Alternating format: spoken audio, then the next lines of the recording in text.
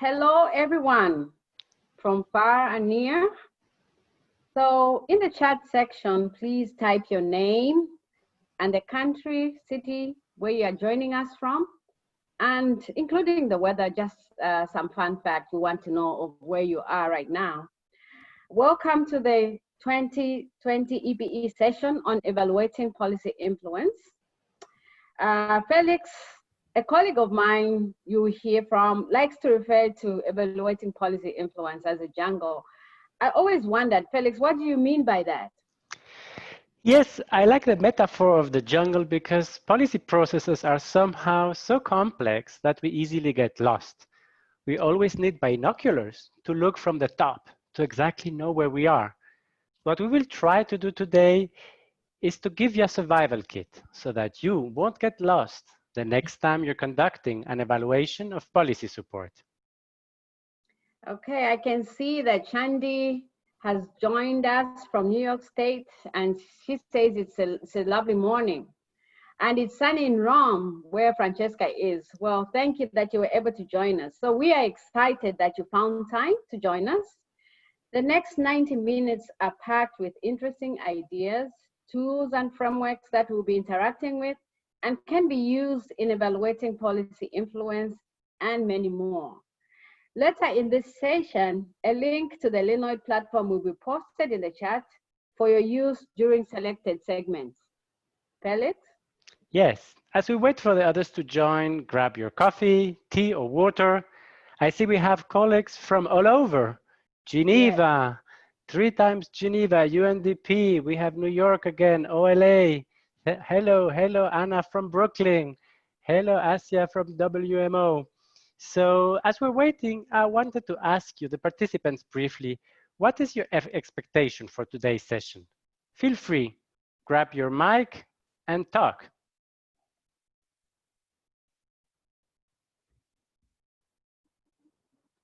Or you can type in the chat, whichever is preferred for you.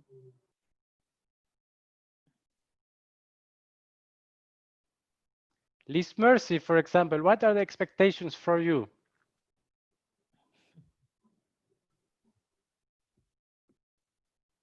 Felix, just a reminder. Sorry, I just want to mute myself. Thank you very much, Felix, and thank you, everyone, and thank you for the floor. We just look forward to seeing on how to influence policy, what best tools to use to influence and evaluate policy influence. Thank you. Thank you. Thank you for all this input. I see we also have people from Ethiopia. Yuneka, welcome. So we'll now give the floor to Veridiana to kickstart the session. Have fun, Veridiana. The floor is yours.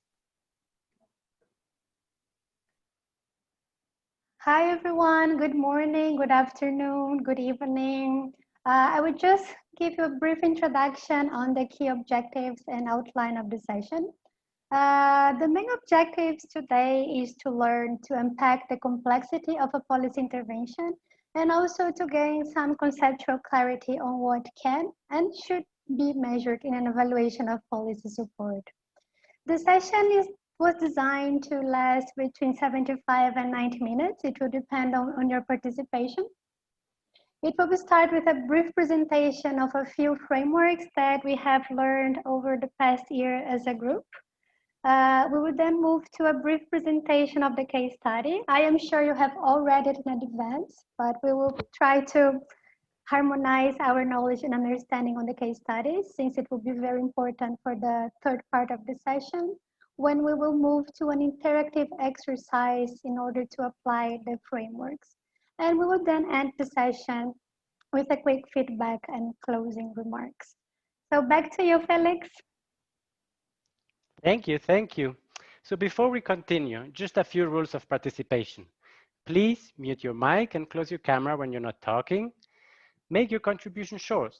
If you talk, please keep it to about 30 to 40 seconds. Remember, you can also contribute using the chat function. Please make sure to write all the panelists and attendees. For that, you have to use the special tab just above the text box. To raise your hand, press on the participants button and then click on the hand icon. We'd like to let you know that this session will be recorded. That's it for me now. Veridiana, the floor is yours. Thank you, Felix. So my first question to you is, what is policy influence? If you could please type your answer in the chat so we can have an idea on what you think a policy influence or an intervention aimed at influencing policies is. Let me see the chat. And as Felix mentioned, please make sure that you write to all panelists and attendees. Yes, I can see not many answers here. Any ideas? Okay, reviews of policies already in place. Yes, this is one good way of trying to influence and support policy making. Any other channel your organization's objectives into international, regional, or national policy? Yes, this is also a very good point. Support and advocacy to promote changes in policies. Yes, policy support advocacy, as we're going to see, is a good strategy to influence policies. Encouraging public discussion and changing public opinions. Yes, changing public opinion is something very difficult, and it's of course part of policy support. Providing technical assistance so policies are in line with international norms and standards. Learn from good practice. Yes, you are right. All of these options can be considered a policy influence. We have here, I would just launch here a poll with few options. So in addition to what you have said, what are the other options, other strategies here, or that you consider as policy influence, policy support? You can tick as many boxes as you wish, and you will have 1 minute to answer the poll. Are you all seeing the poll? Okay.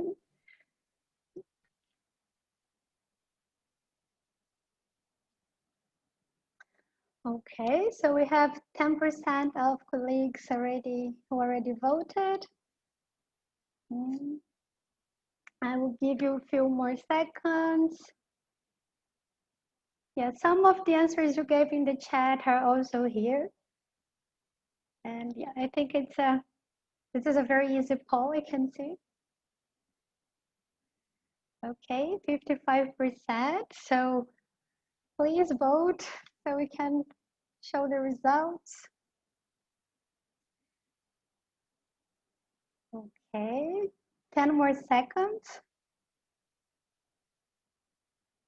And then,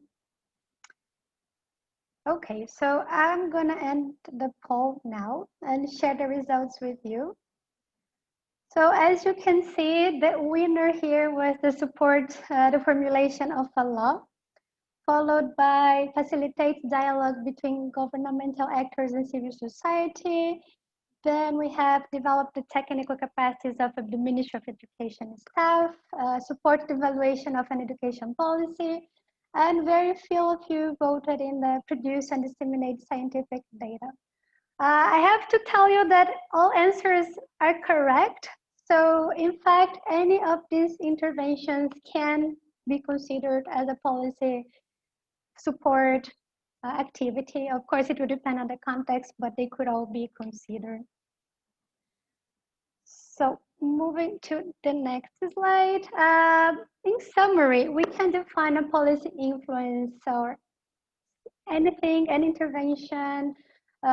It's basically when someone tries to influence any of these elements, actors, institutions, networks, ideas, contexts, and events at any stage of a policy process. So from agenda setting to policy termination. So there is a very vast definition and many things can be considered policy support. But then how can you identify a strategy aimed at influencing policies? And here I will present to you the first framework we have to present. One of the frameworks we learned as a group last year. It is a quadrant 2 developed by ODI. And here you can see it helps you to identify if an intervention, if a strategy aimed at influencing policy is advising, advocacy, lobbying, activism. And as you see, it will depend if it's a formal process or an informal process, if it is a confrontational approach or adopt some more cooperative approach. And here we have another quadrant 2 that is very similar to the first one. This one was developed by Start and Hovland. And here you can see, instead of formal, informal, you have evidence, science-based, and interest, values-based. So, for example, if a policy is, if a strategy is more evidence-based in a cooperational way, it's a policy advice. If it's evidence-based, but in a confrontational manner, it's more advocacy. And if it's a cooperation, type of cooperation, but based on interest and values, it's lobbying. And if it's interest and values-based, but in a more confrontational manner, it's considered activism. And why is this important? Because according to the policy theory, the strategy used to influence policy directly affect the outcomes. So for example, if you have an intervention that consists in developing capacities of national statistics offices on data collection, the outcomes will be different than if you were, for example, supporting parliamentarians in designing a bill. Okay, so now I will pass the floor to my colleague Elisabetta.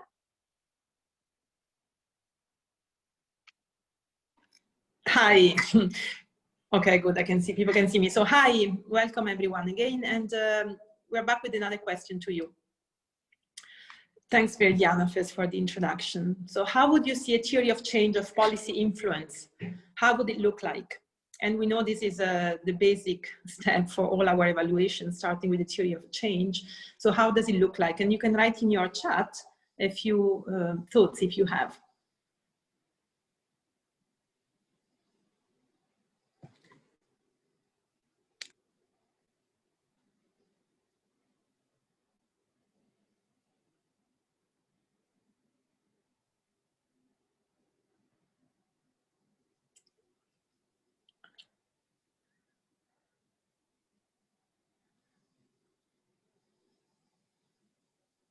Ah, okay, now I can see here. Theory of change showing different levels and directions of interactions. So such a complex theory of change I would gather from here, not linear. Similar, you can also, okay, you can also raise your hand. It really depends on what type of intervention we are putting in place and who is our main interlocutor, target, stakeholders. Yeah, yeah, of course.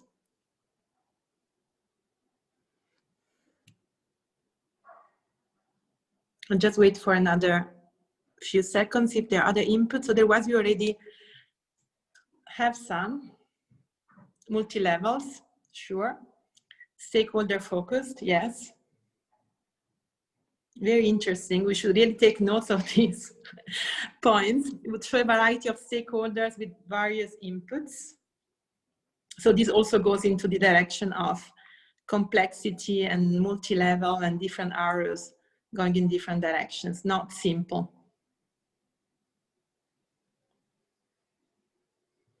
Fine, I think Veridiana, we can move to the next slide. Thank you. And another one, assumptions that show how the strategies actually lead to policy.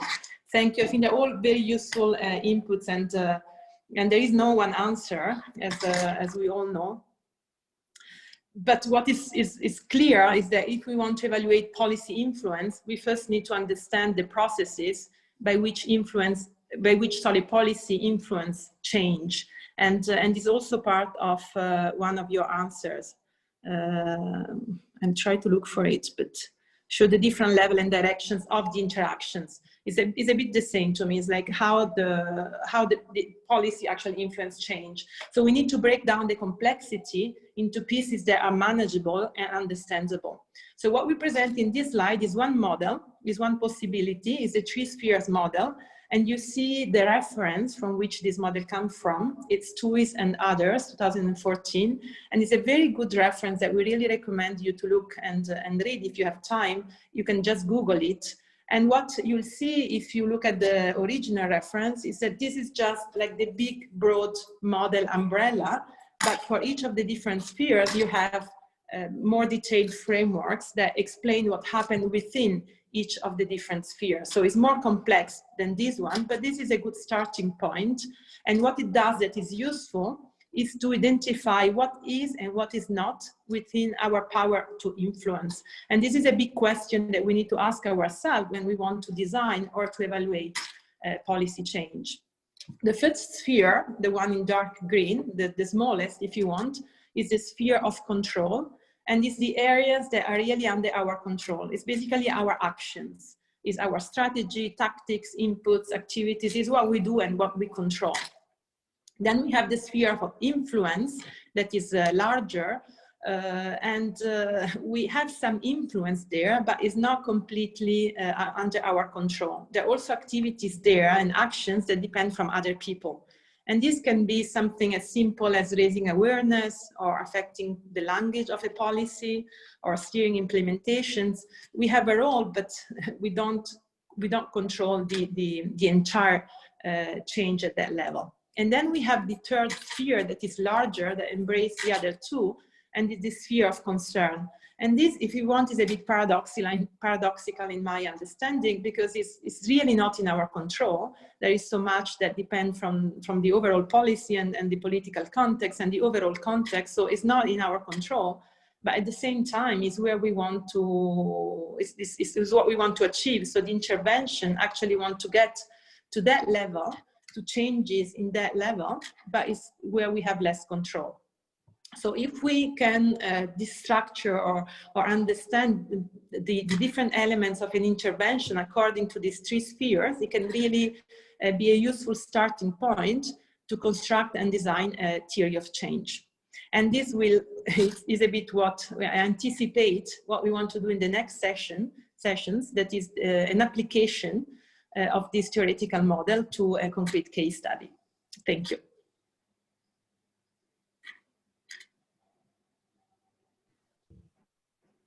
Thank you, Elisabetta. So now I pass the floor to Clarine and Liz Mercy for the presentation of the case study.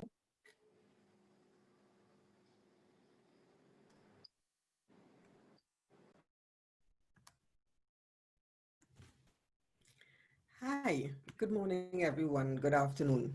So I will just do a quick summary of the case study, which was shared with you.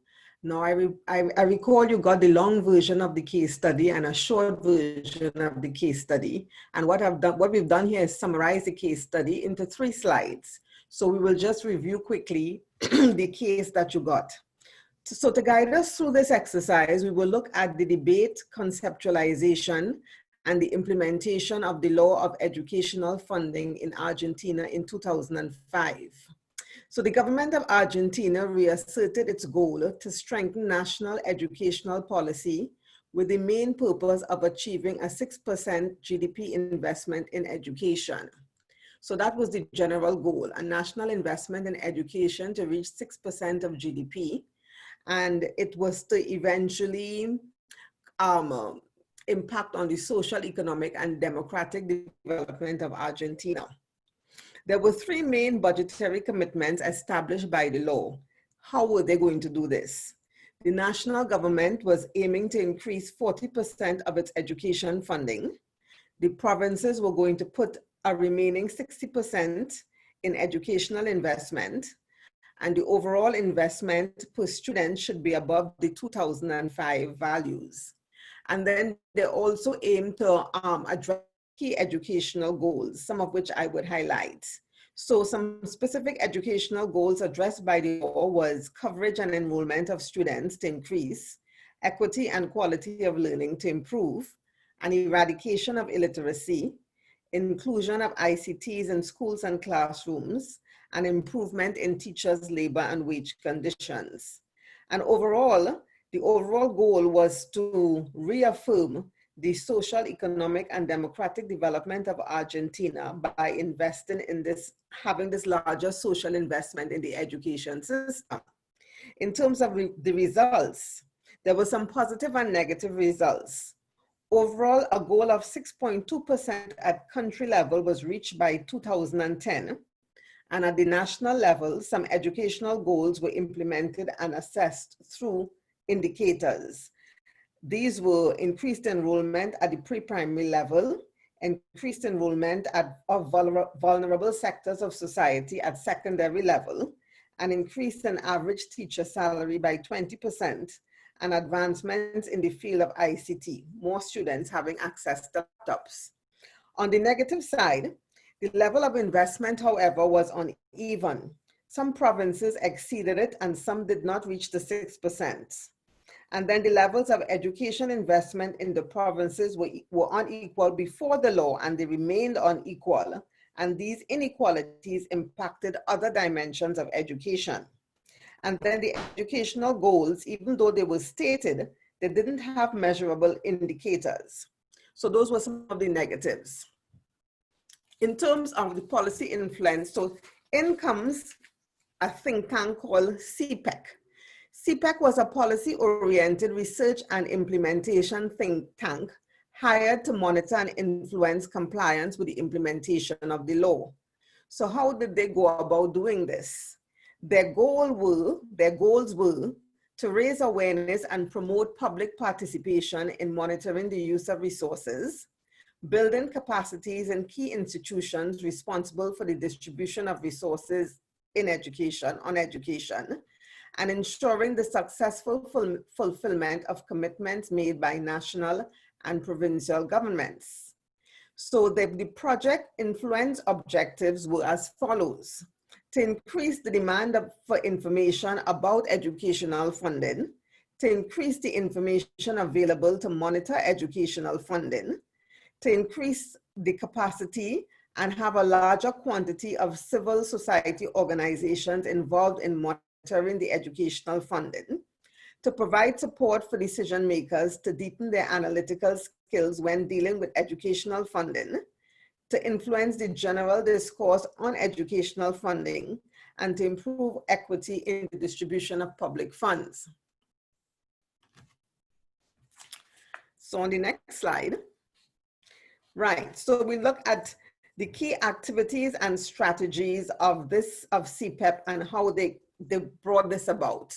We could say that CPEC had two main strategies, a communication strategy and an information strategy.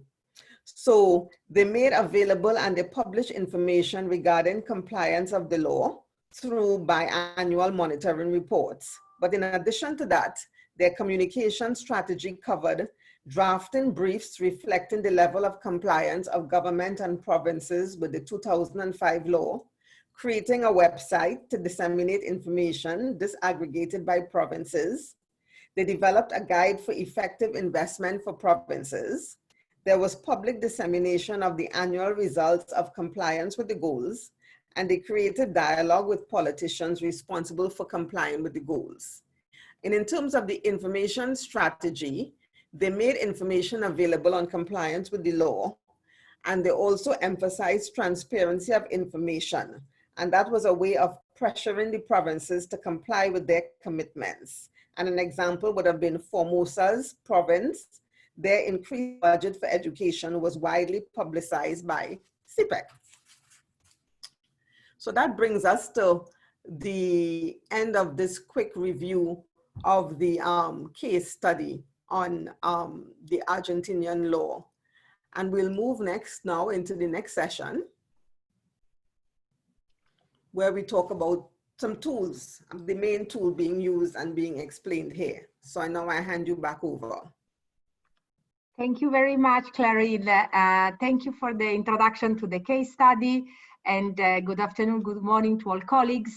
As Clarine has introduced, and also as it was mentioned by Veridiana, we want now to have a deep dive exploring the application, the practical application and utility of these models and frameworks that have been introduced earlier. Using this case study on the passing on the Argentina educational law as a case that we will discuss together. The first sphere that we will explore is the sphere of control. We have seen how powerful yet simple is the model of the three-sphere framework that ODI has developed, particularly to unpack and dissect, if you will, the complexity of some of those longer-term changes that we seek to activate through our advocacy work and communication work. So in the sphere of control, this is, as Elisabetta was saying, it's all about what we want to see. This comprises all the advocacy tactics and activities and inputs that make up our overall strategy of engagement. In the case of CPEC, I wanted to ask you, using a Zoom poll with the support of Sue, we wanted to ask you, just to engage a little bit with the material of the case study, we wanted to ask you, out of all the options you will see now in the Zoom poll on your screen, and you can select more than one, which are the output that you think are within the control of CPEC? So this think tank that work really on stimulating the demand for high quality information and increase decision-making transparency on the part of the government on Argentina. You have a number of options, and we will give a bit of time, but it's really all about what we want to see. And to bring it back to our business, when we commission an evaluation and we start identifying questions, this is all about asking questions about the relevance of our activities, question around efficiency, question around timeliness of certain activities. So this is all what we can control. And let's see, let's still give it a couple of minutes. You see there are a couple of items that are clearly within the control, including very practical on creation of information product, website, dissemination of information product, also the creation of indicator. I see several colleagues are hitting on that one. That's great. Thanks a lot. I think I will end the poll now, or maybe I have to do it with the help of Veridiana. Wonderful. Great. Okay, I hope you can all see on your screen the results of the poll. A couple of easy one, if you will, where exactly the creation of the website and the dissemination of analysis. And then you also see the increase in the school enrollment rate, but also I think we do have the teacher salary increase. Now, it's interesting, those two items, none of you picked them up. That's absolutely correct. However, those two items are still part of our broader sphere model, not just in our sphere of control. These are things that will be discussed in the next segment, absolutely. What we want to see is an increase in the demand from the public and of key intermediaries, such as the Teachers Association, and it's the demand for greater transparency in the allocation of funding, greater transparency on the reporting against indicator on educational goals. So absolutely, this was a great energizing start to deep dive into the case study. If I could ask Thomas, we move to the next slide. These are all, this is quite packed, but you will get all of this material after the session. What is quite important to note in this, when we examine the framework, is that the key question that we ask in evaluation are gone, and the scope of our evaluation inquiry will be mainly around the sphere of control and the sphere of concern. So this is where we ask a key question around effectiveness, around the quality of our design for a communication and advocacy strategy. We ask questions around efficiency and timeliness. And this list of engagement modalities, starting from the most simple, informing, to the one that is really more far-reaching, such as building adaptive capacity. These are all very helpful way of unpacking the strategy and the different elements, part of a comprehensive strategy, such as the one that was used in Argentina by CPEC around engaging the public. In the case of CPEC, the strategy that they put in place was a mix of informing, engaging, and collaboration. Depending on the degree of alignment of certain stakeholders and perhaps the ability to identify some champions that were aligned to their policy goals, they could nuance and customize their communication and advocacy and policy influence strategy. So that was the mix that they choose: informing, engaging, and collaboration. And if we move to the next slide, one of the aspects that we love the most when we discussed those tools in the interest group in the past year of work was the fact that those tools are very ductile, are very flexible. So if we go back to the quadrant model, we see how easy it is to envisage using this model to craft and customize the interview protocol, perhaps, that goes with our stakeholder analysis. Depending on the degree of alignment of certain stakeholders to our advocacy line, then we could well envisage using this framework to identify stakeholder and customize the different tools that we use to gather their views and perspective to be reflected in the evaluation, depending on the degree of either alignment or position and where do they situate in the policy dialogue. So in the case of Argentina, we can see that their initiative was a mix of advocacy and policy advice. From the case study, these are the quadrant where all of CPEC activities situate. So I hope I gave you just a broad brush set of ideas on how these tools can be practically used for a couple of key actions in evaluation, identifying questions and working with stakeholders. I hope this is clear. If there are questions, we can take them now or left them for the conclusion of the 3 segments with the next segment of the session. Thank you. I'm looking at the chat in case there are hands. Otherwise, I will pass the floor on to Felix. Thank you. Yes, thank you so much. Actually, I will pass the floor to Ksenia.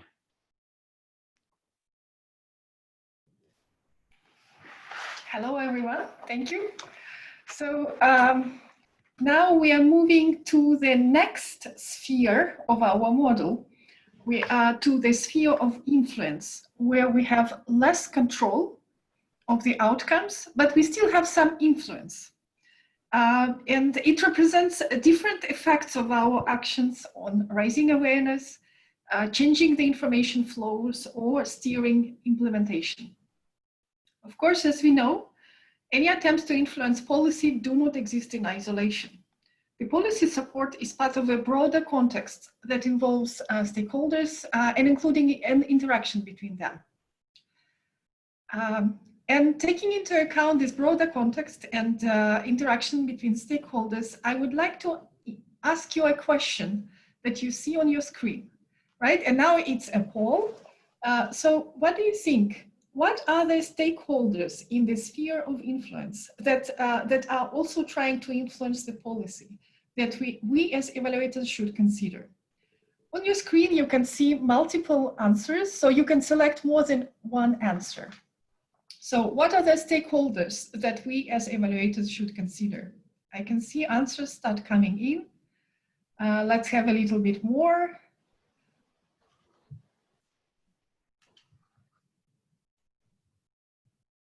I see several answers are getting more popular. National and non-governmental organizations are important because they are engines of influence, of our influence. Local experts in the field of education is getting more attention. Let's have a little bit more answers.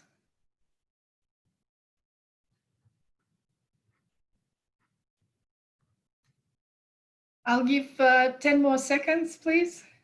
Let's have a little bit more answers.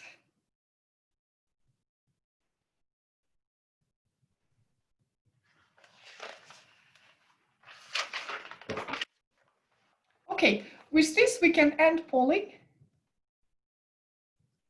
And as you can see on the screen, we can clear winner in the poll. It's national authorities. Of course, national authorities are one of the target audiences of this policy influence campaign, but we have other groups such as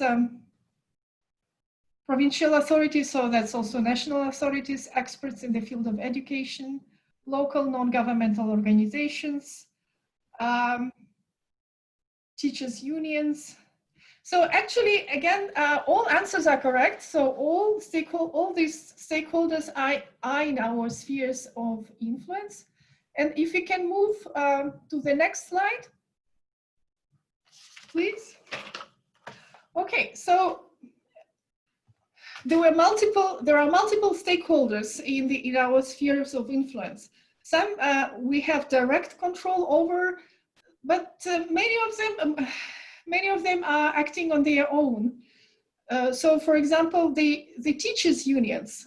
What is interesting about this Argentina case is that during the time of the CPEC campaign, it was also a time of very strong clashes between educational workers and the government. It was time of strikes between teachers, teacher strikes. So, and what was interesting is that these strikes gained a lot of public attention, which in return brought attention to the CPEC campaign and brought more requests for information about educational financing. So what is important to know is that the policy influence is a complex process. It involves multiple stakeholders. And when we are planning evaluation, we should take into account we should take into account the broader context. Including who else is influencing the policy, either in the direction that we want to influence it or in the opposite direction.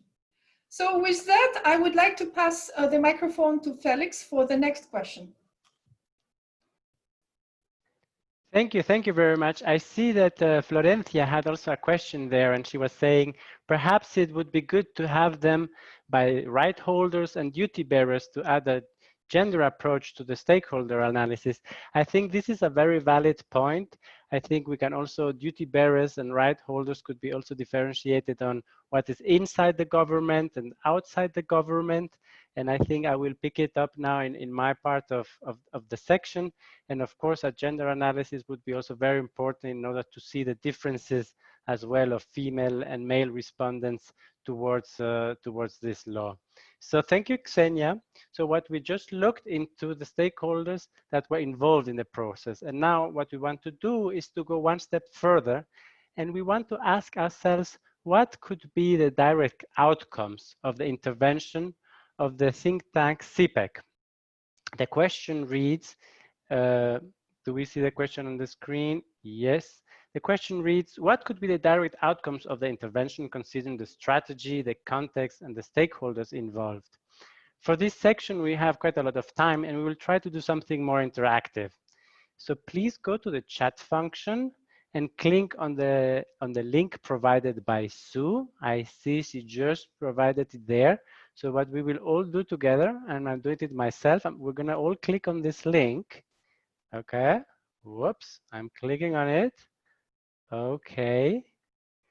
I will give some time to the participants to click. So this will lead us to a web page, and this web page basically is an online pinboard, and you can just take a post-it, write something, and pin it on the board. But normally it takes up to 30 seconds to be visible to all. So be patient on that. And what we want to try now is that you take a post-it and then write a possible direct outcome and pin it on the board. So based a little bit as well on the question or comment from Florencia, we will maybe take blue post-it for actions or direct outcomes inside the government and green post-its for direct outcomes outside the government. So we will take a few minutes for that, and feel free to go back to the case study or use your cheat sheet, and then we'll be able just to comment on that. And just as a technical note for this part of the session, you can minimize the tab of Zoom and just have the online pinboard open, so that will make things easier in case you're just working on a laptop, otherwise it gets a bit crowded.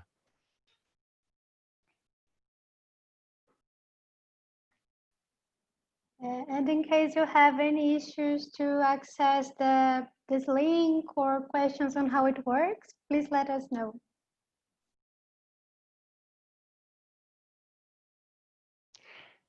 And just as a pointer to trigger responses, we're here under the sphere of influence, which is the second level of this three spheres model.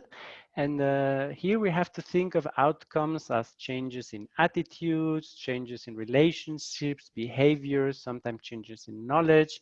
And it would be interesting also to link the outcomes to a specific stakeholder groups. Oh, I see they're coming in already. Education law is approved in Parliament. That is interesting, but we will comment that a bit later. Increased information and interest on education budget and allocation. That's very good. Society demands public. This is covered by other public information on education spending. Yes. I think going back to the yellow posted education law is approved in Parliament.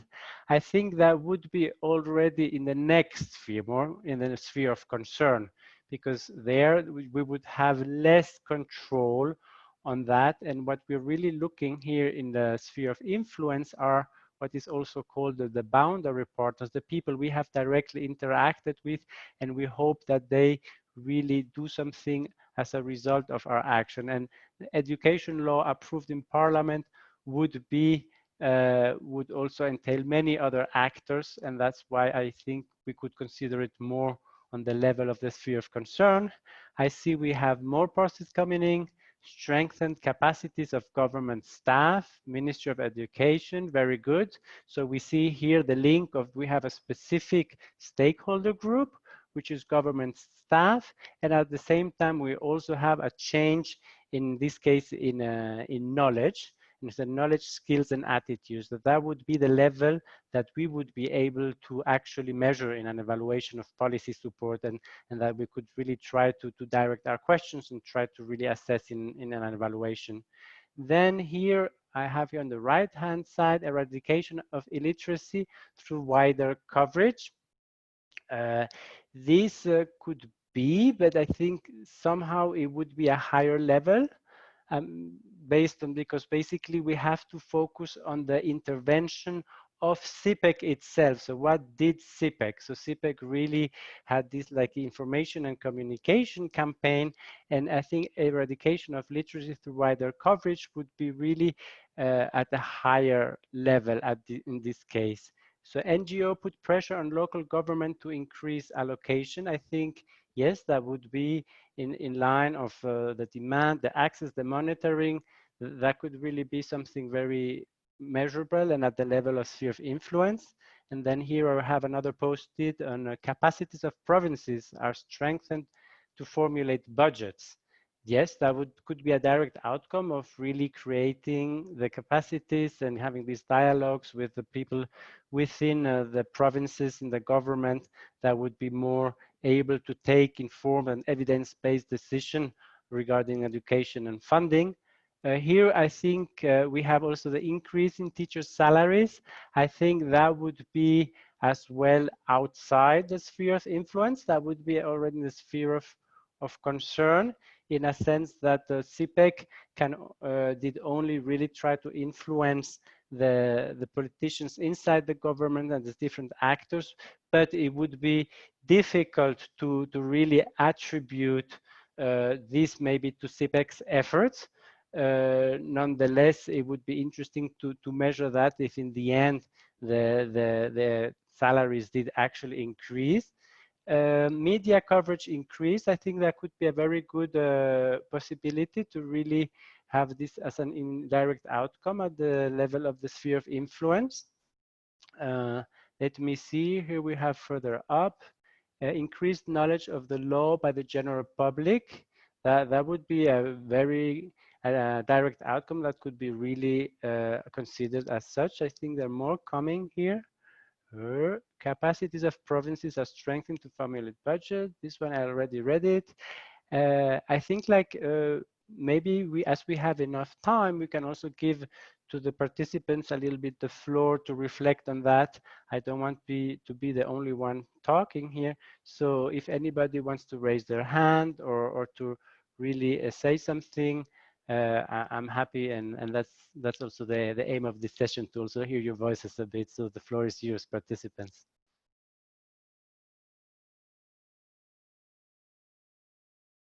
Any question, any idea?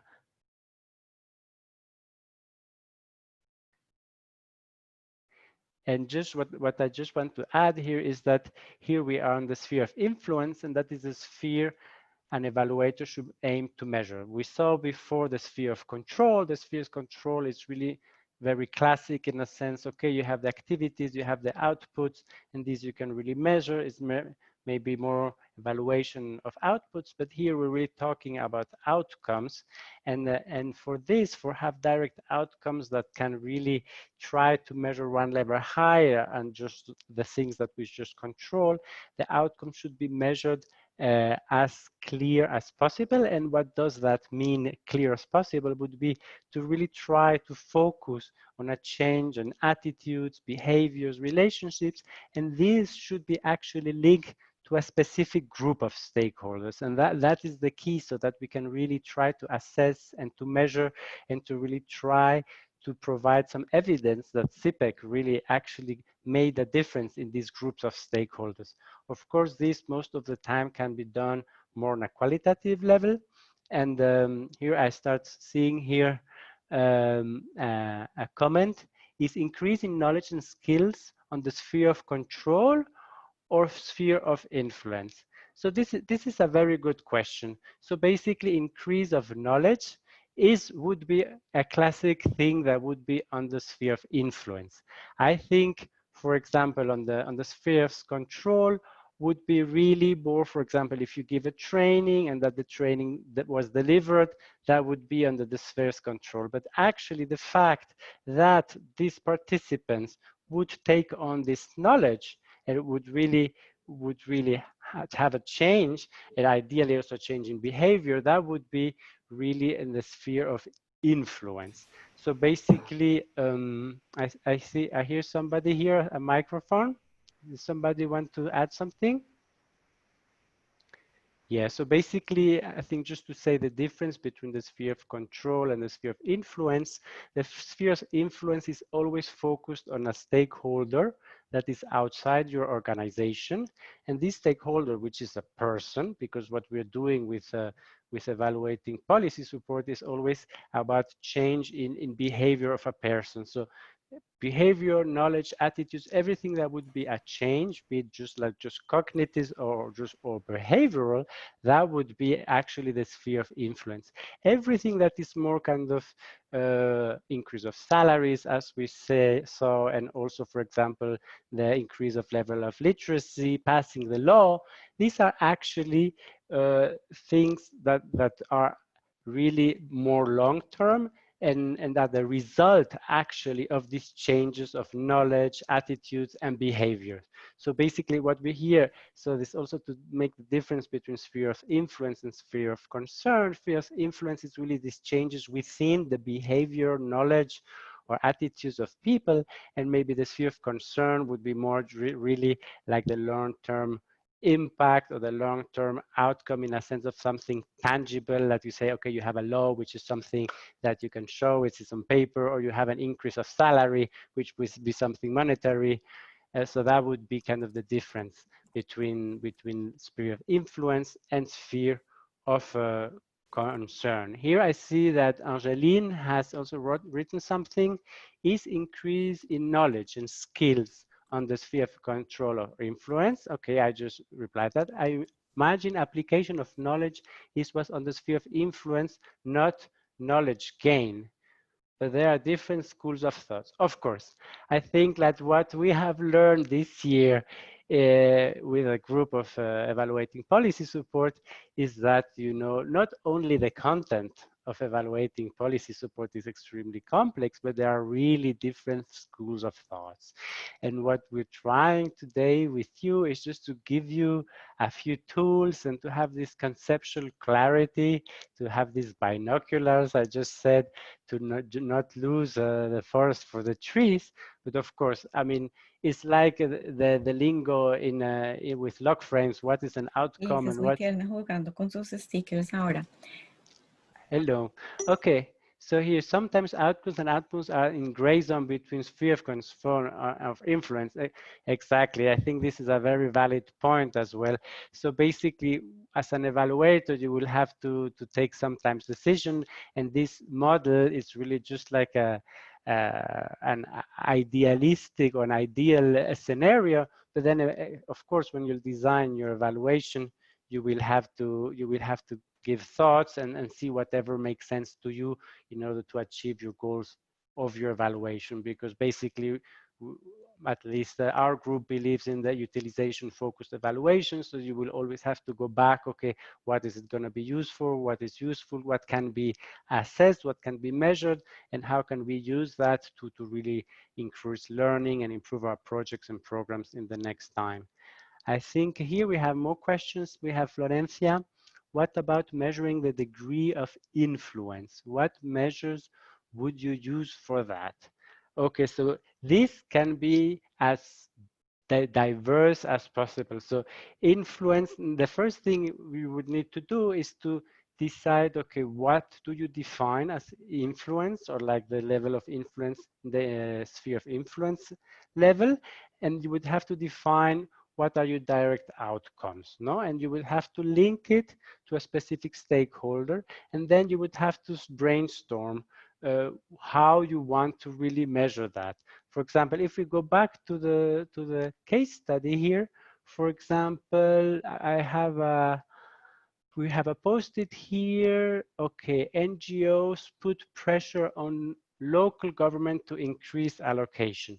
So there you would have to be as creative as possible and say, okay, how can you measure how NGOs put pressure on local government to increase allocation?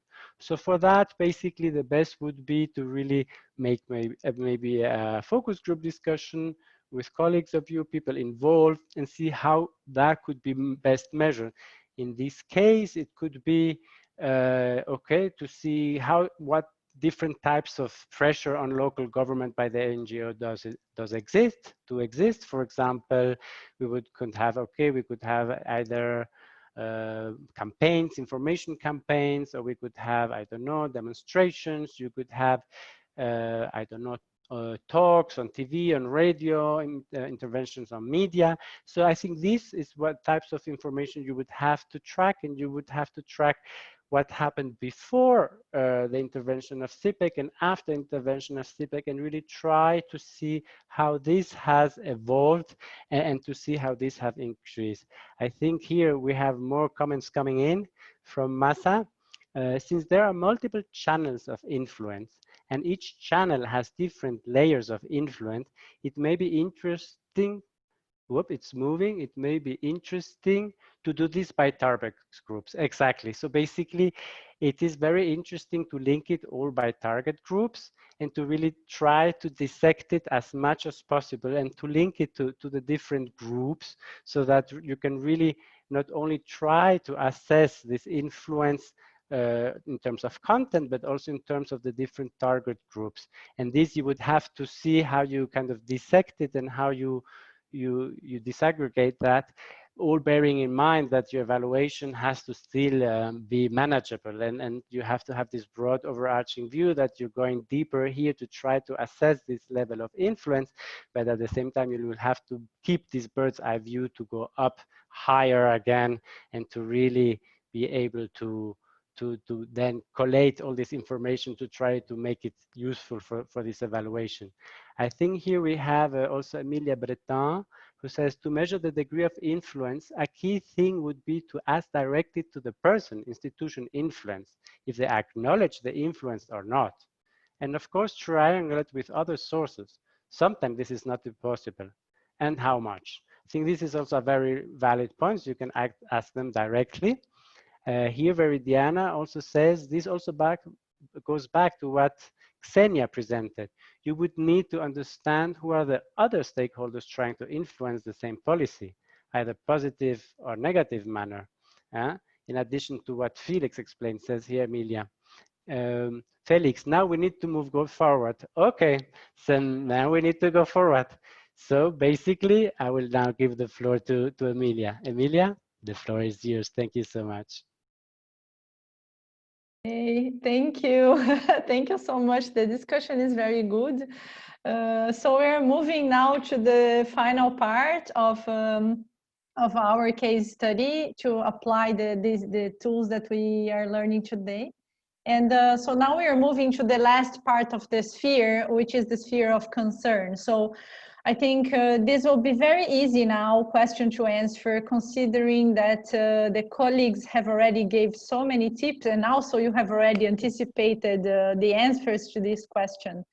So as we are moving now to the last part of the sphere, which is the sphere of concern, also called by some as like sphere of interest, our question is, and we are going to use the Linoit again.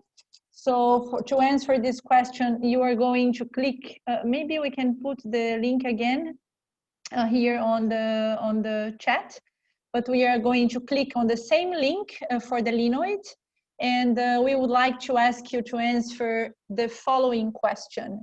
So what do you think it would be the results that CPEC would love to see as a result of this intervention? So our question is, which are the higher level and longer term goals that CPEC would like to have influenced by the end of this initiative? What is it that they would have loved to see? So here, in order for you to answer this question, we need to go back and think that we are considering that these results are results that cannot be controlled by CPEC, that they depend on the action of many stakeholders. They depend on the context. So as the figure shows there, we are talking here now about political and policy context. So please go to the, and we are also talking about, finally, we are also talking about results that happen in the longer term, okay? So please go to the Linoit and post there your answer. So which are the longer term results that CPEC would like to influence with this initiative? Let's take a few minutes for that.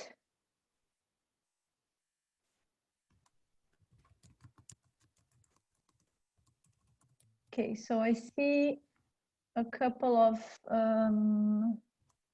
responses are coming. So let's give it a bit time. So colleagues and yourselves have already responded this in other parts of the exercise. So bring back the ones that you had put before and maybe were not in the sphere of influence.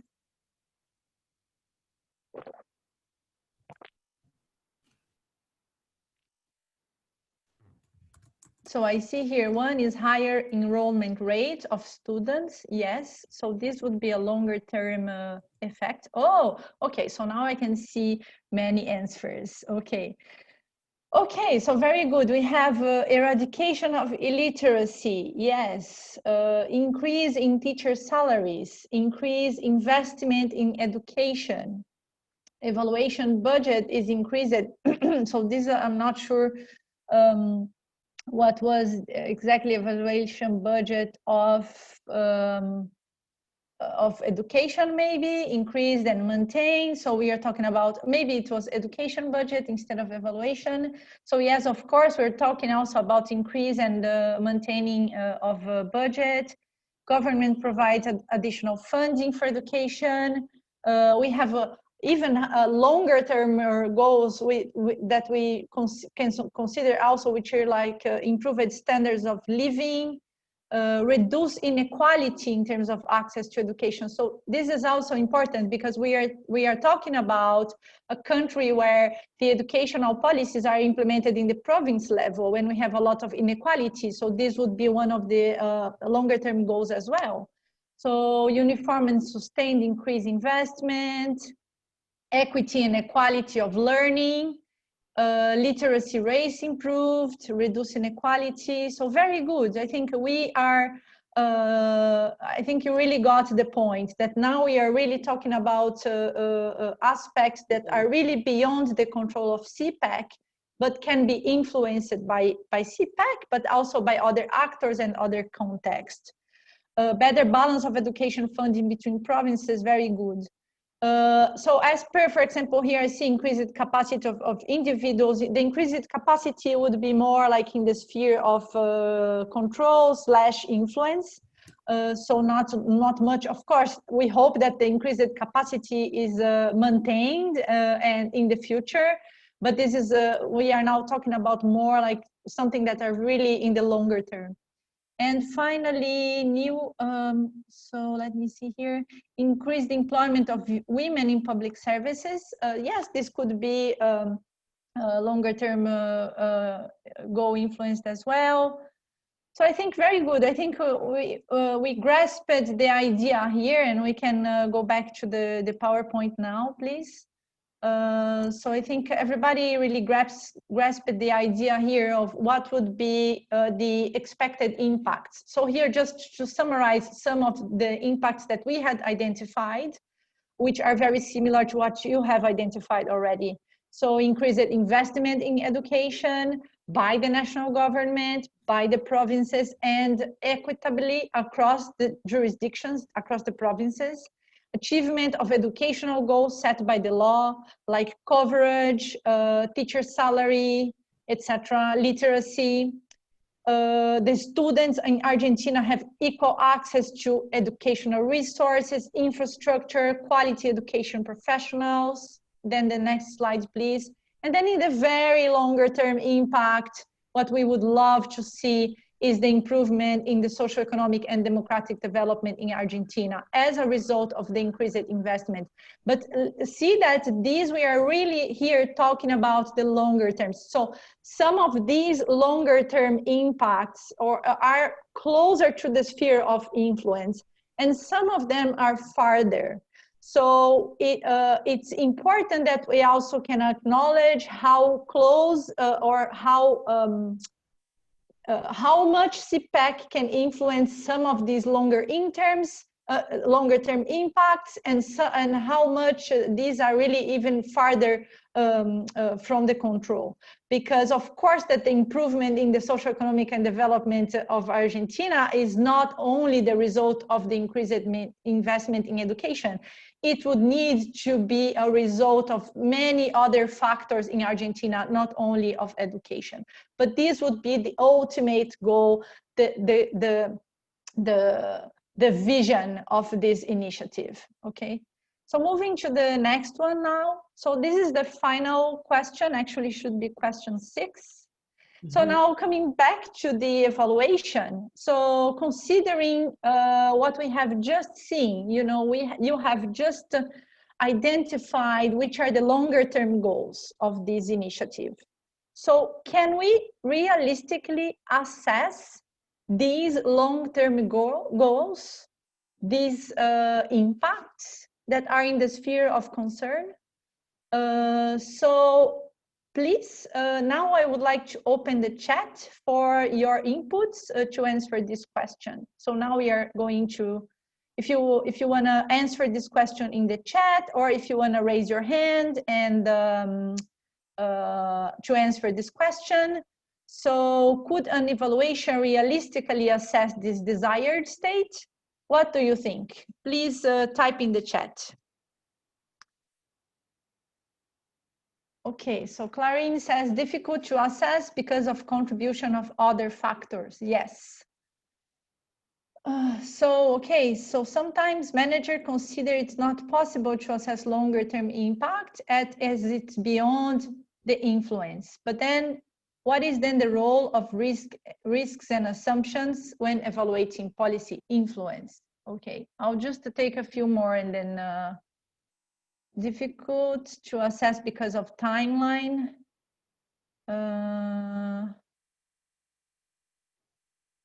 Okay. I think I just wanted to comment on Saba's comment. I think absolutely the roles of risks and assumptions is really to help you navigate the context, the situation when you are evaluating policy influence. But that there is something that is undeniable, which is like in order to assess impact, it's important that you can trace really clear causal links and also isolate other aspects. So as much as it's possible, there are, to some extent it's possible, but probably not to the full extent, because it would be really required to isolate so many aspects in order to evaluate the policy influence. So the timeline is another aspect.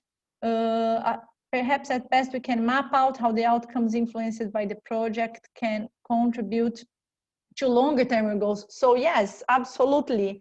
We can definitely, when we are assessing the outcomes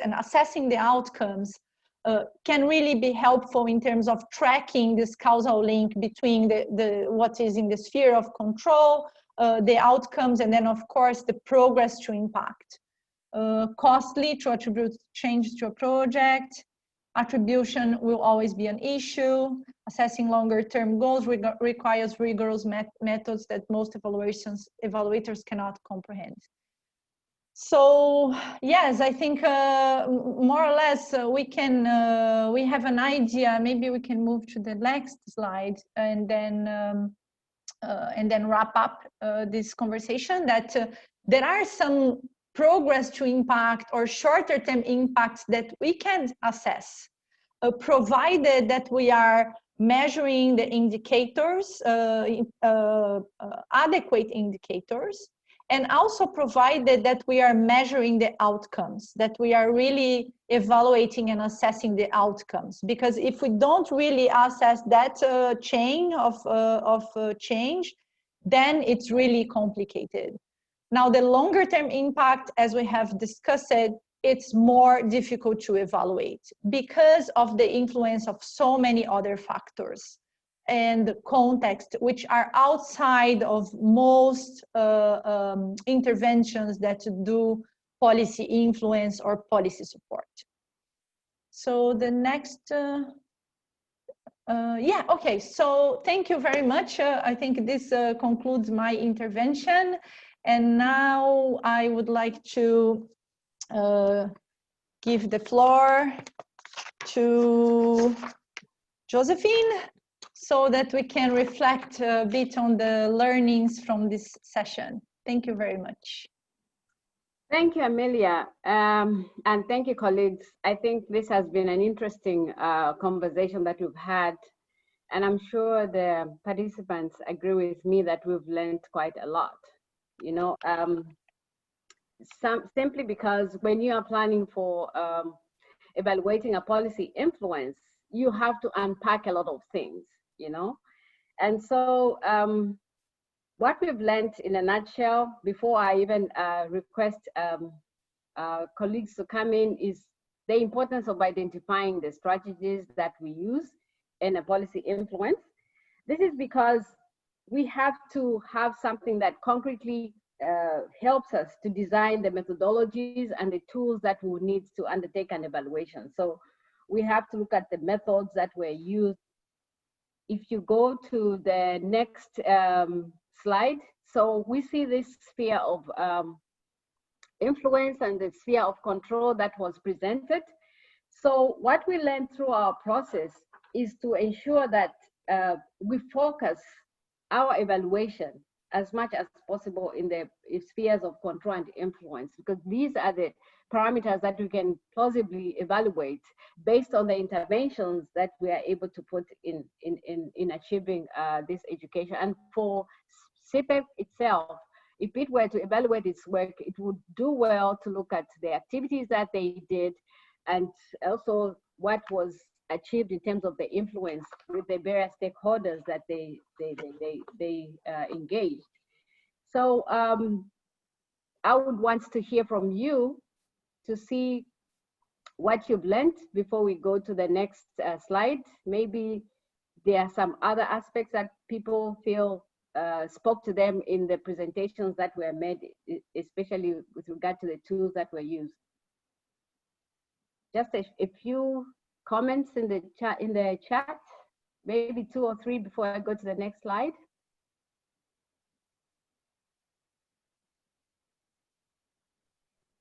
Okay, so we can go to the next slide.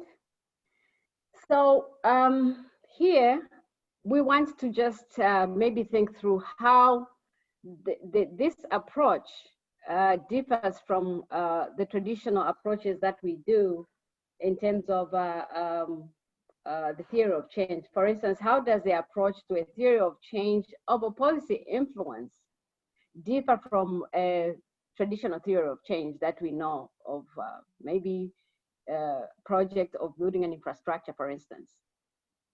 I would want to hear what our participants think about this, because there are really quite a number of differences in this area.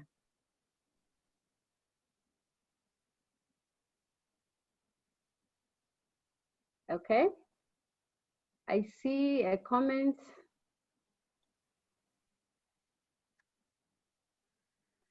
No, I think this is not related to the one from Sabas. It's talking about risks and assumptions. So the floor is open.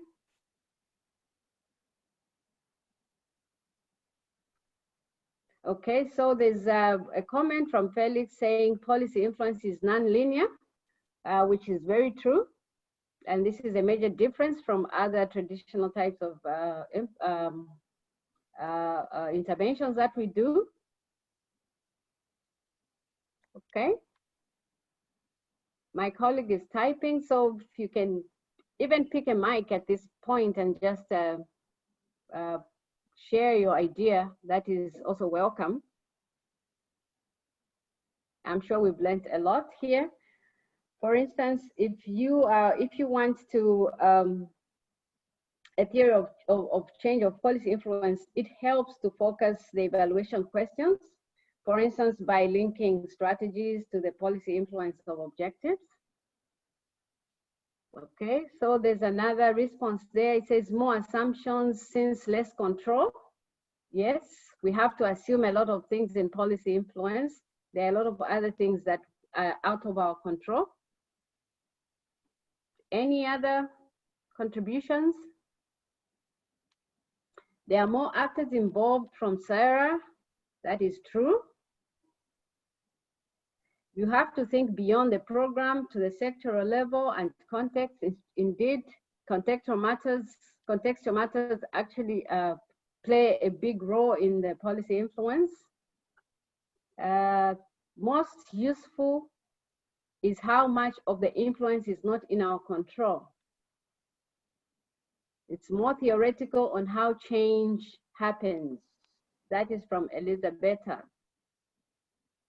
Sue says consideration on direct influence with directly and where short-term outcomes take place, and indirect influence where long-term outcomes take place. This is true. Then you have to be realistic in what you are going to evaluate. Yes, that is true. So I see that our responses sort of converge with what we also prepared in the next slide as some of the major differences that we see between the policy influence and the traditional intervention. So the next slide actually so the next slide just summarizes for us what we see are the major differences. So here, like most likely what has already been put in the chat, there are many actors. We analyze and take into account different stakeholders, players in the policy spheres, and what they are doing. Then the entry points. This depends on the stakeholders who we want to engage or we engage in our strategy for changes. In addition, the types of activities are varied. It would be helpful to assess the achievement of the project using different activities that were put in the project. For instance, CPEC would want to use, CPEC rather, would want to assess different activities that they used in this process. There was some related to the website. They'll have to evaluate how the website was able to change people's behavior, the interaction with information, the other activities that they did with the stakeholders like the government officials, the information that they put forward in terms of annual reports. So they'll have to evaluate all these different streams of their outputs. The structure is not linear. There are always hoops and to go through in order to get to the outcome that you want. Also, the time horizon depends on when the evaluation is commissioned, and also the results depends on who is asking, not concretely in the directly out of the intervention. So somebody also talked about assumptions. Yes, it allows for assumptions to be explicit. And so what we can really achieve is less ambitious in this case. Okay, so we go to the next slide, please. So in all that we have discussed this morning, this afternoon, or this evening, depending on where you are, what are our main takeaways from this session? Again, I look to hear from the people. Yes? Yeah, yes, I can see we have a raised hand. Oh, okay. Yes. Yes. So, Yes, Angeline raised her hand. Please, Angeline, go ahead. Make your submission. Yes, my question was on the previous slide, if you may, please. Okay. The previous slide on, yes. Yes. I quite didn't get how different the policy influence, the policy influence approach on theory of change differs from the traditional one, especially in line with the non-linear pathway, because my understanding is the theory of change assumes that change does not occur in a linear manner. So I didn't quite see this non-linearity as a difference. If you could elaborate further. Okay, so thank you. So in a policy influence, first of all, because we have to deal with different stakeholders and their views of how we engage them in different pathways, it's quite different from, I can give an example. Let's say you are trying to evaluate maybe the construction of a school. So you definitely go to see how the activities were put in. Maybe they put in blocks, they built a road, they did, they trained teachers to go to the school. It's kind of straightforward with the things that you have to look for in order to evaluate. But when you're talking about policy influence, there are other factors that are subtle and not really straightforward and will take a lot of time for you to sort of visualize and concretely pin down on exactly what you want to measure. I would also ask Diana to also add on this one. Yes, thank you, Angeline. This is a very interesting question. And one thing that we learned during this process is also the fact that while a technical intervention, let's call it technical, it's more straightforward. So you deliver something and this thing people will develop capacities or implement, and then something's going to happen. Yes, it's not that linear, but in the case of a policy influence, you are also dealing with policy processes that are not linear at all. So the not linear here is more related to the policy process itself, because you have different steps, different actors, different stakeholders, different interests and vested interests, and some variables that you cannot predict, you cannot identify. So you are always going back to scratch sometimes, depending on the intervention or on the policy sector. So it's more in this sense. Can I add to that? So I think also that the theory of change is useful because many times when you are evaluating policy influence, what happens is that you find out unplanned or unexpected outcomes. So the TLC will also be a very useful tool for you to compare the reality with, you know, the design, the TLC by the project, or the TLC that you have designed in the beginning of the evaluation based on the project.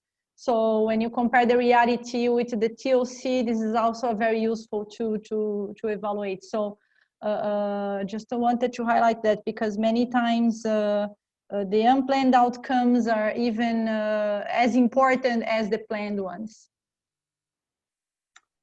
Okay, so perhaps we can open for questions because I can see there are many questions. Yeah, a lot of questions, yeah. We had a very interesting question before coming from Florencia on the cost-effective analysis or value for money in the case of a sphere of influence. And this is a very good question. And I had a discussion this week with one of our external partners from the Politics and Ideas.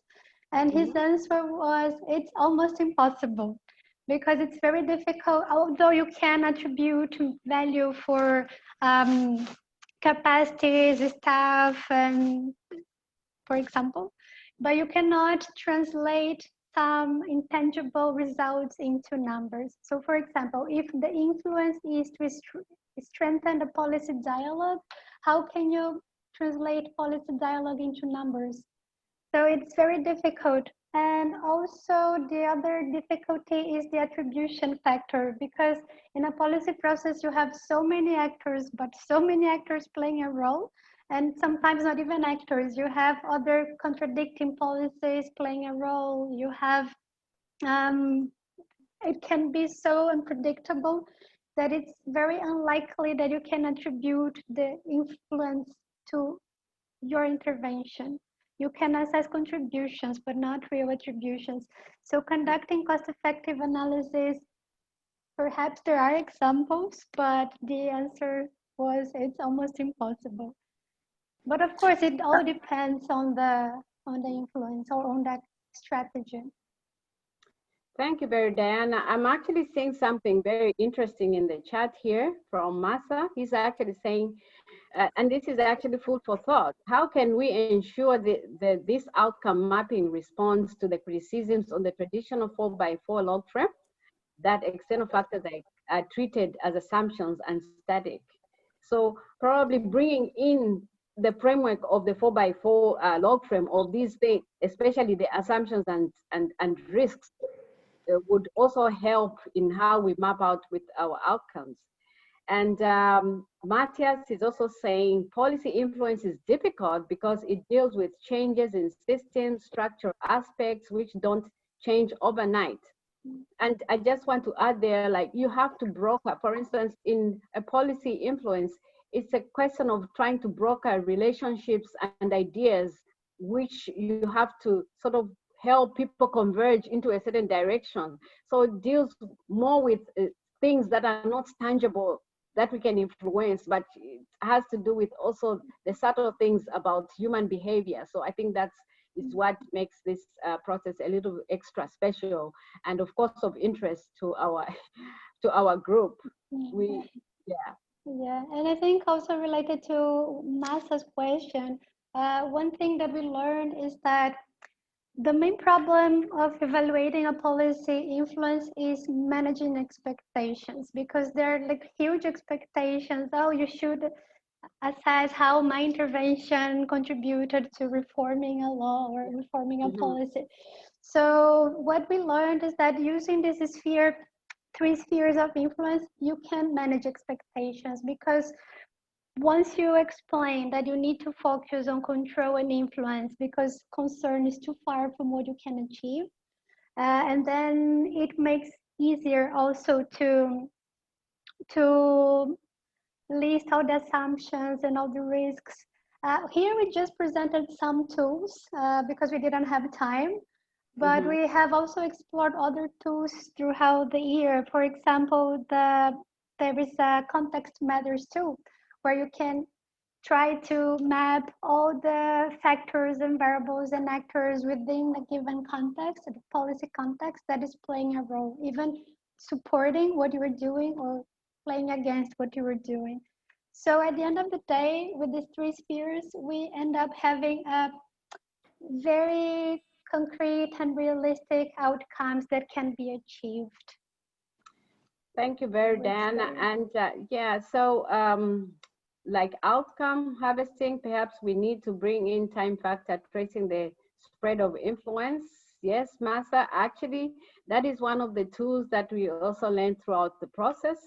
And because of shortness of time in this session, we couldn't present it, but it's something that our group is actually something that we are familiar with. So I think only remaining with a few minutes here. I would want to now pass on to Felix and Diana to give our closing remarks. Thank you for the interesting exchange. And of course, we've learned a lot as well from the comments that have been coming in. Over to you, Felix. Hello, everybody. Thank you so much for all these questions. And I see we could go on and on with our discussions and dialogues, exchange. The topics is really complex, but really exciting. So I think we won't be able to answer more questions at this stage. But you have made it truly a participatory session. We have explored together the jungle of evaluating policy support together, and we've enjoyed it a lot. So to further share our knowledge, our group will prepare a little compendium with the materials of today, and we'll send them to you via email. In addition, our group will continue its work in October to further explore the jungle of policy support, and feel free to join us, of course. And finally, you will receive a link to a Survey Monkey.